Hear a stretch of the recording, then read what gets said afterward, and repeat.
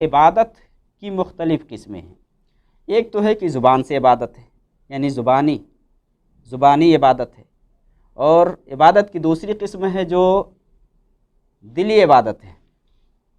دل سے بھی آدمی عبادت کرتا ہے، اور تیسری ہے جو کہ آدمی جسمانی عبادت کرتا ہے، یہ ہے۔ اور اس میں کیا ہے، مالی عبادت بھی ہے، نماز ہے، روزہ ہے، اس میں بھی قلبی اور زبانی ہے، ایسا نہیں ہے، لیکن کچھ عبادت ایسے ہیں کہ جس کا تعلق دل سے ہے، کچھ ایسی عبادتیں ہیں کہ جس کا تعلق زبان سے ہے، لسان سے ہے، اور کچھ عبادتیں ایسی ہیں جس کا تعلق جسم سے ہے۔ تو کل ہم جانے تھے دعا کے بارے میں کہ دعا یہ عبادت کی قسموں میں سے ایک قسم ہے۔ آج عبادت کی دوسری قسم کے بارے میں جانیں گے، چونکہ اس پہ میں پہلے بتلا چکا ہوں اور آپ جانتے ہوں گے، اور وہ ہے کہ اللہ رب العالمین سے توبہ استغفار کرنا، گناہوں سے توبہ کرنا، اللہ رب العالمین سے معافی مانگنا بھی یہ ایک عبادت ہے۔ توبہ استغفار کرنا، انابت کرنا اور رجوع کرنا، یعنی توبہ کا مطلب کیا ہے؟ جیسا قرآن میں اللہ رب العالمین نے کیا فرمایا آدم علیہ السلام کے بارے میں، فَتَلَقَّىٰ آدَمُ مِن رَبِّهِ کلمات، کہ آدم علیہ السلام اپنے رب کی جانب سے کچھ کلمات حاصل کیے، یا ان کو ملا، جن کے ذریعے سے اللہ رب العالمین سے انہوں نے توبہ کی، فَتَابَ عَلَيْهِ، اللہ رب العالمین نے توبہ قبول فرمائی، إِنَّهُ هُوَ التَّوَّابُ الرَّحِيمُ، اللہ رب العالمین نے کیا ہے، توبہ قبول کرنے والا اور رحم کرنے والا ہے۔ کون سے کلمات تھے؟ جیسا کہ دوسری صورت میں اللہ نے فرمایا ربنا ظلمنا انفسنا وإن لم تغفر لنا وترحمنا لنكونن من الخاسرین۔ قرآن میں اللہ رب العالمین نے فرمایا غافر الذنب وقابل التوب، کہ گناہوں کو بخشنے والا ہے، وہی توبہ قبول کرنے والا ہے۔ تو توبہ کا مطلب ہے کہ بندہ سے اگر گناہ سرزد ہو جائے، خطا ہو جائے، تو بندہ اپنے رب سے رجوع کرے، اپنے رب سے معافی مانگے، اور ہر گناہ کے لیے توبہ یہ واجب ہے کہ آدمی کوئی بھی گناہ کرتا ہے تو اس پر وہ توبہ کرے۔ اللہ رب العالمین نے قرآن مقدس کے اندر فرمایا ہے وَتُوبُوا إِلَى اللَّهِ جَمِيعًا أَيُّهَا الْمُؤْمِنُونَ لَعَلَّكُمْ تُفْلِحُونَ، کہ اے ایمان والو تم سارے کے سارے اللہ رب العالمین سے توبہ کرو تاکہ تم کامیاب ہو جاؤ۔ کامیابی کے لیے ضروری ہے کہ آدمی سے گناہ ہوتا ہے تو آدمی توبہ کرے، اللہ سے معافی مانگے، اور نبی صلی اللہ علیہ وسلم کی بہت ساری حدیثوں میں ہے، ایک حدیث کے اندر جس میں آپ صلی اللہ علیہ وسلم نے فرمایا کہ اللہ کی قسم میں اللہ رب العالمین سے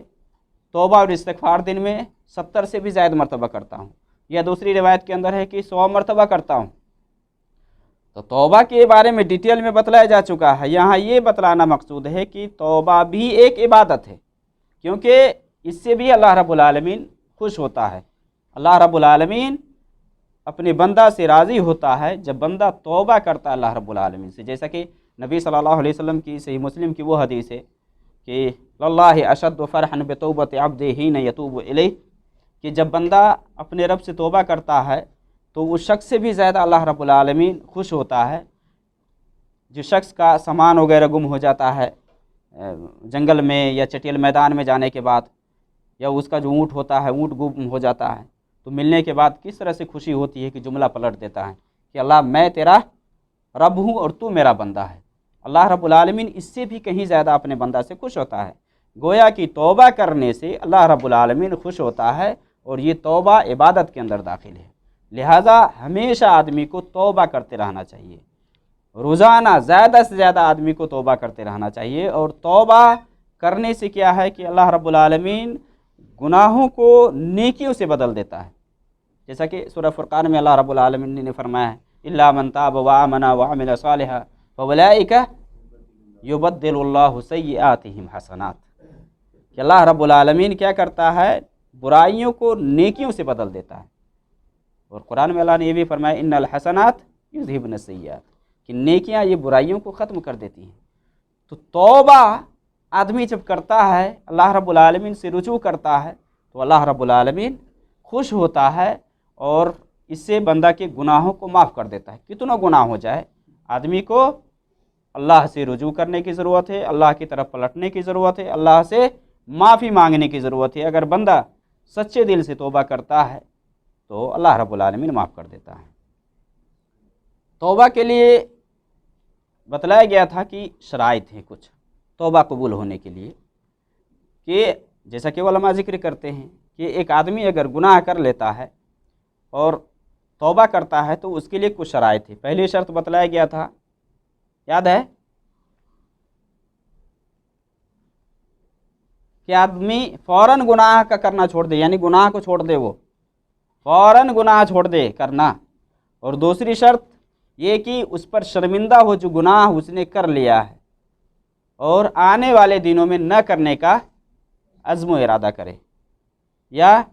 अहद करे कि अब मैं ये गुनाह नहीं करूँगा। और ये जो 3 शराइत किस गुनाह के हवाले से, हुकूकुल्लाह से मुतल्लिक़ बतलाया गया था कि हुकूकुल्लाह में अगर बंदा गुनाह करता है तो उसके लिए 3 शर्तें हैं। अगर माफ़ी मांगता है तो उनमें से पहली शर्त क्या है कि आदमी गुनाह करना छोड़ दे, रुक जाए गुनाह से, फ़ौरन स्टॉप हो जाए वहाँ। और दूसरी चीज़ की जो कर लिया है उस पर शर्मिंदा हो, नदामत का इजहार करे। और तीसरी शर्त आने वाले दिनों में न करने का इरादा करे। और अगर वो गुनाह किसी बंदा से मुताल्लिक़ है तो उसके लिए 4 शर्तें हैं। 3 तो यही है, और चौथी शर्त क्या है, अगर किसी का हक़ लिया है, किसी के ऊपर जुल्म किया है तो हक़ लिया है तो हक़ वापस करेगा, जुल्म किया है उसे माफ़ी मांगेगा या उसका हक़ वापस करेगा। फिर जब अल्लाह रब्बुल आलमीन से तौबा करेगा तो अल्लाह रब्बुल आलमीन माफ़ कर देगा। तो तौबा ये इबादत में से है, और तौबा को आदमी को भूलना नहीं चाहिए, हमेशा अपने जहन के सामने रखना चाहिए। जब भी टाइम मिले आप अल्लाह से तौबा इस्तिग़फ़ार करें। आप नबी सल्लल्लाहु अलैहि वसल्लम के बारे में जैसे बताया, दिन में 100 मरतबा या दूसरी रिवायत के अंदर 70 से ज़ायद मरतबा तौबा इस्तिग़फ़ार करते थे। तो तौबा इस्तिग़फ़ार करने से क्या होता है कि अल्लाह रब्बुल आलमीन अपने बंदा से खुश होता है, और बंदा को चाहिए कि ये अल्लाह रब्बुल आलमीन को अपना रब, अपना खालिक, अपना मालिक समझ करके उससे रुजू करे, क्योंकि वही माफ़ करने वाला है। और जब बंदा